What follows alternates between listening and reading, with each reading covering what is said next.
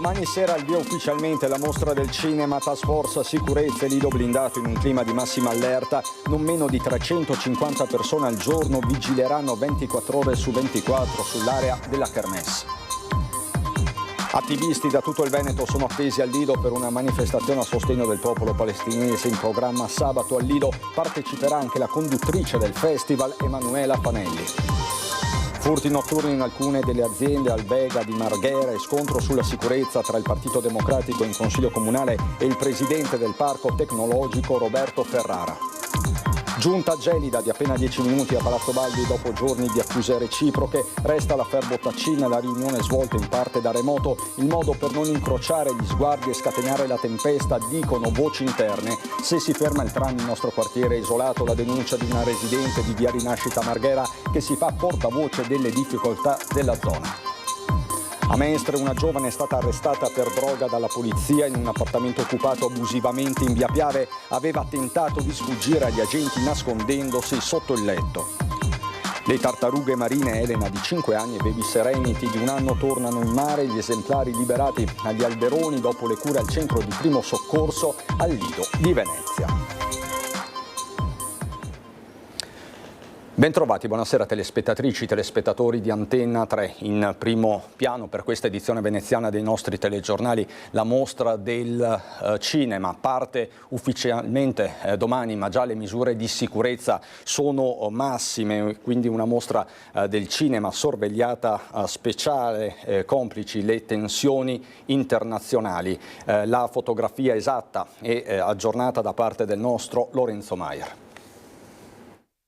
Non meno di 350 persone al giorno vigileranno 24 ore su 24 sulla 82esima Mostra Internazionale d'Arte Cinematografica di Venezia, dalla preapertura fino al 6 settembre, giorno della conclusione. Il questore di Venezia, Gaetano Bonaccorso, in sopralluogo al Lido, spiega come sarà coordinato il delicato e imponente sistema di sicurezza.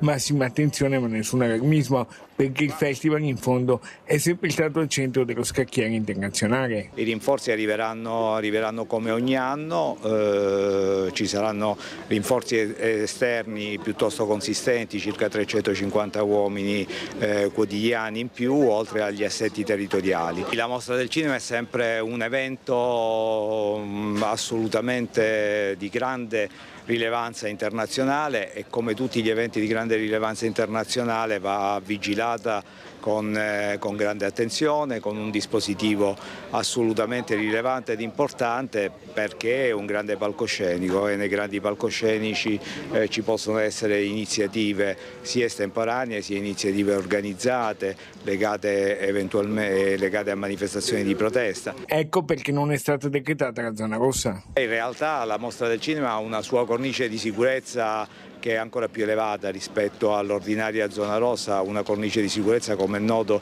con una previsione di varchi e di delimitazione dell'area di massima sicurezza. È un sistema già articolato e complesso che prevede già di per sé una cornice di sicurezza piuttosto elevata. Prevedere una zona rossa vorrebbe dire prevedere qualcosa di meno rispetto a quello che è già sperimentato da anni. Intanto il parroco di Marghera, Donalino Capoviga, è stato invitato in sala d'Arsena alla cerimonia di preapertura dal presidente della Biennale Pietrangelo Buttafuoco a tenere un suo intervento sulla situazione di Gaza, e sabato ci sarà, proprio la mostra del cinema, una manifestazione pro-palestina sulla quale torna il questore. Pensiamo di arrivare preparati al 30, come pensiamo di arrivare preparati appunto con questo processo di preparazione anche per gli altri eventuali eventi che verranno preavvisati. Lo schema è quello dello scorso anno. Per quanto riguarda la cabina di regia, ci sarà ovviamente una cabina di regia dedicata alla mostra del cinema che si aggiungerà alle ordinarie sale operative che continueranno ad assolvere il loro compito.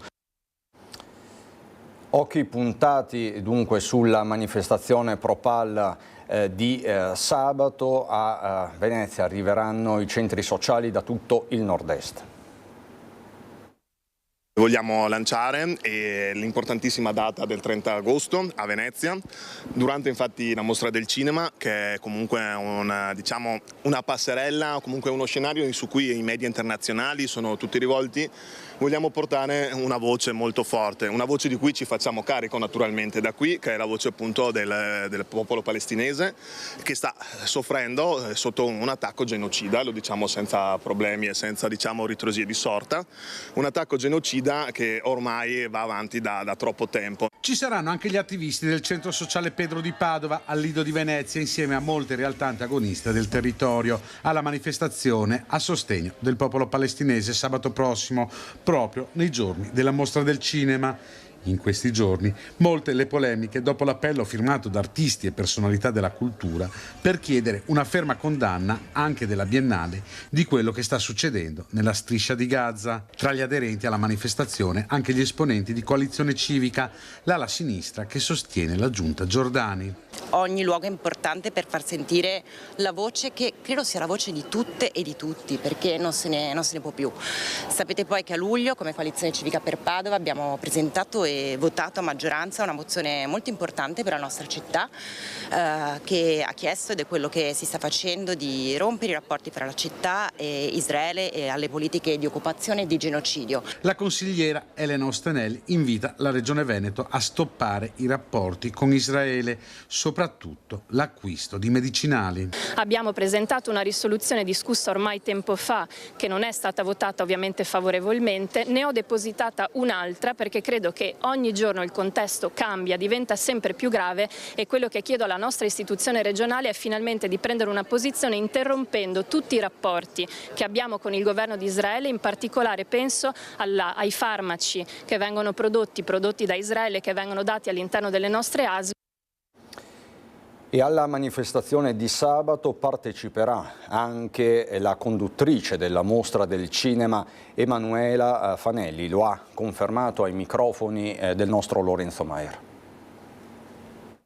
È un momento orrendo e il popolo palestinese sta vivendo una situazione, quello che viene insomma definito come un crimine contro l'umanità, e quindi ci sarà una manifestazione ad esempio durante la Mostra del Cinema, giustamente perché tutti i fari stanno qua, l'attenzione sta qui, io con molto piacere parteciperò. Eccola, la conduttrice della 82esima Mostra Internazionale d'Arte Cinematografica di Venezia, come previsto arriva sulla Darsena dell'Excelsior accompagnata dal direttore del festival Alberto Barbera. È il primo anno in cui il festival non avrà una madrina ma una conduttrice, quindi sei la donna della svolta, come ti appresterai a questo ruolo? Beh, aspettiamo domani per dire se sono la donna della svolta, però sono ovviamente emozionata, molto agitata anche, e credo che questo cambio di termine sia stato solo per aggiornare a un termine più fedele rispetto al lavoro che si chiedeva anche alle mie colleghe che hanno ricoperto il ruolo di madrina o i colleghi che hanno ricoperto quello dei padrini. E allora cosa cercherai, qual è il tuo messaggio per la serata di domani? Cercherò di restare abbastanza aderente a me stessa e usare dei toni miei soliti, insomma un po' uno sguardo ironico su alcune cose, adesso mi fa pure impressione dirmelo da sola, e per quanto riguarda il cinema parlerò di quello che il cinema può smuovere nelle persone. È un festival che arriva in un tempo non facile, le guerre, la Palestina. Il mio pensiero è che stare qua ovviamente durante la mostra, no, in cui si celebra la bellezza, l'incontro, anche la parte glamour, no, più leggera, è un po' un cortocircuito in questo momento. Credo che l'arte debba sempre anche dialogare col presente e quindi si troverà il modo di far coesistere entrambe le situazioni, non si possono ignorare. Il sogno per il futuro, in realtà sto cercando di godermi questo momento, pensare alle cose che sono andate bene, poi vedremo, e saluto molto affettuosamente i telespettatori di Media Nord-Est. Ma a parlare in esclusiva ai nostri microfoni e ai microfoni di Lorenzo Maier e anche il direttore della Mostra del Cinema Alberto Barbera, a partire proprio dal caso delle star Gerard Butler e Gal Gadot, caso che sta facendo il giro del mondo, che hanno rinunciato al Lido per le polemiche proprio su Gaza.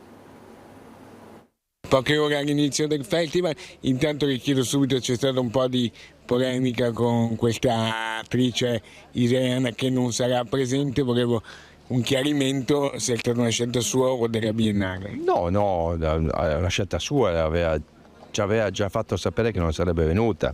La Biennale non censura nessuno, non l'ha mai fatto in passato, non lo fa oggi e non lo farà in futuro. Siamo un'istituzione culturale, uno spazio di confronto e di dialogo. Figurati te se ci mettiamo a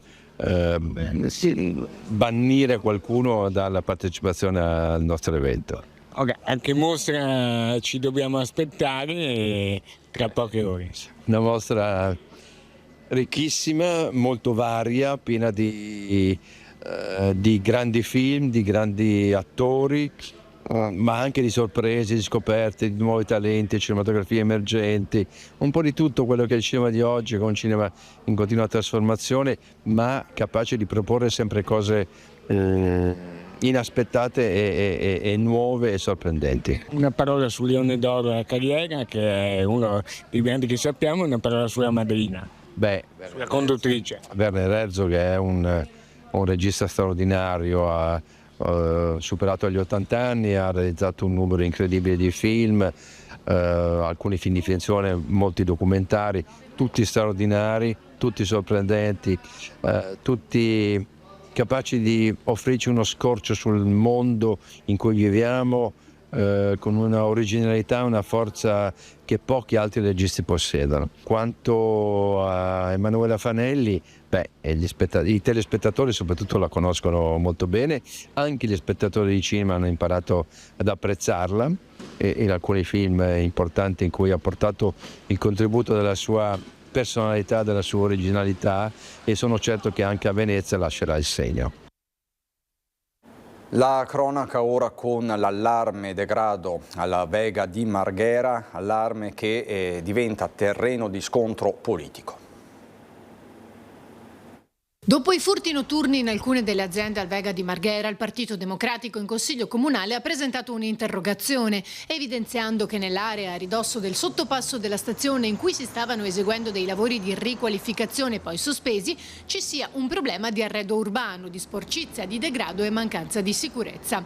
Ma il presidente del Parco Tecnologico non ci sta e replica. Un'interrogazione più raffazzonata, inconcludente e dove non si conosce assolutamente la materia di questa, faccio fatica a trovarla. Si mescola tutto dicendo Vega, ma in realtà noi siamo qui vicino al sottopasso della stazione che è di RFI, quindi non è una pertinenza di Vega. Il padiglione acque è della Finint di Marchi, quindi non è cosa nostra, però sono assolutamente due situazioni di grande degrado, perché io personalmente ho fatto dei sopralluoghi, ho visto le tendine dei bivacchi presso il padiglione acque e quindi evidentemente se tu sei vicino a delle situazioni di degrado è facile che chi è lì poi si sposti anche all'interno di Vega. Anche perché continua. Abbiamo un servizio di vigilanza che costa 171.000 euro l'anno e in più Vega del suo ne mette altri 24.000 per una sorveglianza particolare che chiude tutte le porte di notte, che fa le ronde e che quindi sinceramente ci costa anche 600 euro al giorno e stante le condizioni economiche disagiate della società per noi è un grande sforzo. Io direi che il gruppo del PD prima di fare interrogazioni è bene che si informi di cosa sta parlando e si informi già che c'è, visto che io sono da 10 anni qui in amministrazione, abbiamo ereditato una società che era in liquidazione e con 15 milioni di euro di debiti. Siccome all'epoca amministrava il PD, sarebbe bene che si facessero spiegare come hanno ridotto il Vega loro in queste condizioni. E per quanto riguarda i furti subiti, abbiamo trovato una collocazione alternativa per lo studio di architetti che è stato bersagliato 2 o 3 volte, quindi nel timore che ci sia un bersaglio voluto verso questo studio, li abbiamo spostati al piano superiore. Quindi noi abbiamo anche intensificato del nostro la vigilanza, più di così veramente non possiamo fare. Operazione della Guardia di Finanza nel mirino un negozio di Caorle. I finanzieri l'hanno fermato lungo la Treviso Mare a bordo della sua auto. Dentro una 60 di capi d'abbigliamento di note marche impacchettati e destinati al negozio dell'uomo, noto commerciante con attività in centro a Caorle. Non c'era documentazione fiscale a giustificare l'acquisto. È scattata così la perquisizione nel negozio. Abbiamo effettivamente appurato che all'interno del negozio, oltre a circa 1500 capi di abbigliamento regolari, erano custoditi anche ed esposti per la vendita 244 capi che invece erano abilmente contraffatti. Di fatto magliette, scarpe ed accessori firmati erano venduti agli ignari clienti assieme a capi dal marchio contraffatto, peraltro senza alcuna differenza di prezzo. Quindi il consumatore finale non poteva in alcun modo accorgersi della contraffazione delle scarpe piuttosto piuttosto che delle magliette di marca che andava a comprare. Il commerciante è stato segnalato alla procura con l'accusa di introduzione e commercio di prodotti con segni falsi e rischia fino a 2 anni di reclusione e una multa fino a 20.000 euro. La merce è stata sequestrata. Speriamo che le tempistiche consentano poi di definire in tempi brevi questa situazione per dar poi modo, anche richiedendo all'autorità giudiziaria, di dare questi capi che sono comunque abilmente contraffatti, ma diciamo di buona fattura, anzi di ottima fattura, ecco, per poter dare questi capi in beneficenza alla Croce Rossa piuttosto che le altre organizzazioni di beneficenza e caritatevole che abbiamo sul territorio. Ragazza arrestata per droga dalla polizia in via Piave. Nascondersi sotto il letto all'arrivo della polizia non è stato sufficiente ad evitarle un arresto per detenzione di droga. Lei, una ragazza senza fissa dimora, è stata trovata in possesso di un etto di droga sintetica in un appartamento occupato abusivamente nella zona quadrilatero di via Piave a Mestre. All'ingresso nell'appartamento gli agenti hanno trovato subito i segni di recenti bivacchi e poi in uno zaino in camera da letto una cassetta di sicurezza con dentro un sacchetto di plastica con diversi tipi di droghe sintetiche in cristalli, in polvere ed anche in pastiglie di ecstasy e MDMA. Nella stessa stanza, nascosta sotto il letto, c'era anche la ragazza. Nella stessa stanza, poi, la polizia ha trovato anche 2 dispositivi walkie-talkie da utilizzare in strada per comunicare durante le fasi dello spaccio. La politica, ora dopo le tensioni, una seduta di giunta gelida questa mattina a Palazzo Balbi.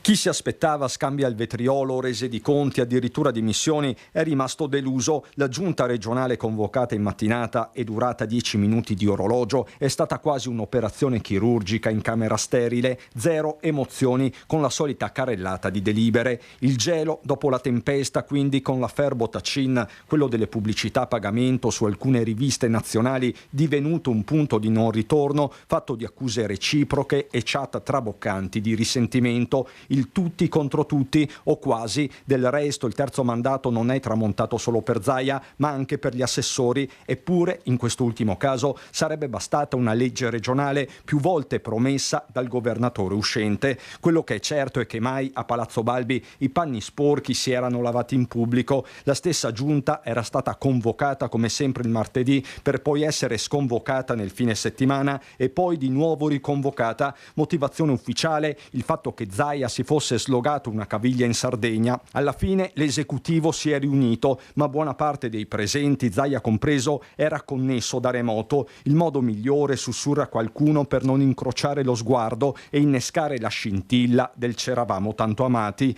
Le ipotesi ora sono 2: arrivare allo scontro diretto e far volare di stracci o ingoiare il rospo per ragioni di Stato. Il centrodestra è dato comunque in netto vantaggio, meglio massimizzare i consensi focalizzandosi sul vero avversario che per una giunta a trazione leghista resta Fratelli d'Italia, senza contare che nella Lega sarà Zaia il capolista. Anche questo ormai è assodato. La sua, disponibilità a sostenere il partito e l'obiettivo di far crescere o mantenere comunque un governo della Lega forte in Veneto è pacifico. Zaia è della partita, noi siamo forti, siamo pronti a affrontare questa campagna elettorale, diteci chi è il candidato presidente e poi cominciamo. Ritorniamo a Marghera con la denuncia di una residente di via Rinascita che si fa portavoce delle difficoltà della zona a usare i mezzi pubblici alternativi al tram. Se si ferma il tram, questo è il senso della denuncia, il nostro quartiere è isolato. Filippo Fois. Da noi siamo proprio dimenticati. Devono ricordarsi che abitiamo anche noi, che paghiamo il nostro. Io mi pago l'abbonamento annuale dal primo dell'anno fino all'ultimo anticipato, perciò io voglio avere il mio servizio. La signora Fosca abita in via Rinascita a Marghera e parla anche a nome di altri residenti, tra cui parecchi anziani che non hanno un'automobile o non guidano più la macchina. Quando il tram non è in servizio, e quest'anno lo è stato anche per 4 mesi, chi arriva in alternativa alla fermata dell'autobus di via della Fratellanza potrebbe pensare di aver risolto i suoi problemi. Potrebbe. Il sostitutivo del tram che dovrebbe fare la fermata, che quando c'è il tram che non funziona per lavori o cose varie dovrebbe fermare qua, e invece l'ultima fermata la fa via Beccaria oppure la fa al Boccoetto, la fermata al Boccoetto. Le altre linee annunciate sono parecchie, ma anche per colpa dell'assenza di una tabella con gli orari sono destinati ad aumentare le delusioni dell'aspirante viaggiatore. Può prendere il 6L solo al mattino presto fino alle 6 e un quarto, 6 e mezza penso, non oltre. Poi il 13 va in via Arduino alla nave e alla domenica non c'è niente, che se qualcuno vuole andare che lo porti non c'è. Il 16 come vede non c'è scritto neanche una fermata, passa, non passa, non si sa. Peraltro qui gli indizi di un quartiere trascurato sono diversi. Lo stato di deterioramento dei marciapiedi, ad esempio, fa pensare ad un processo di degrado in atto da tempo. O quel lampione che, rimosso dopo un incidente stradale, non è mai stato riposizionato. A suo ricordo è rimasta la base. Si potrebbe poi aggiungere che qui la definizione di Marghera città giardino raggiunge il suo apice, degenerando agli estremi di un verde che è dappertutto e cresce rigoglioso e indisturbato anche dove non dovrebbe esserci, con alcuni esempi clamorosi. Vorrei sapere chi è stato quel buon pensante a fare i sedili in moquette invece di farli in plastica o materiale robusto che venga pulito, perché se uno sale in tram, quando scende deve disinfettarsi i vestiti. Grazie all'accordo tra l'area sviluppo, promozione della città e tutela delle tradizioni del verde pubblico del Comune di Venezia e i musei civici sono tornate a nuotare dopo le opportune cure 2 tartarughe caretta, Elena di circa 5 anni e Serenity di 1, le vedete nelle immagini. Le 2 tartarughe sono state liberate in mare aperto da una barca della Protezione Civile del Comune di Venezia. Erano state prese in cura dall'Istituto Morosini del Lido, centro di primo soccorso per tartarughe marine. Questo è il momento quindi della liberazione. E per Venezia è tutto, chiudiamo con queste immagini, subito dopo la sigla c'è il meteo, buona serata.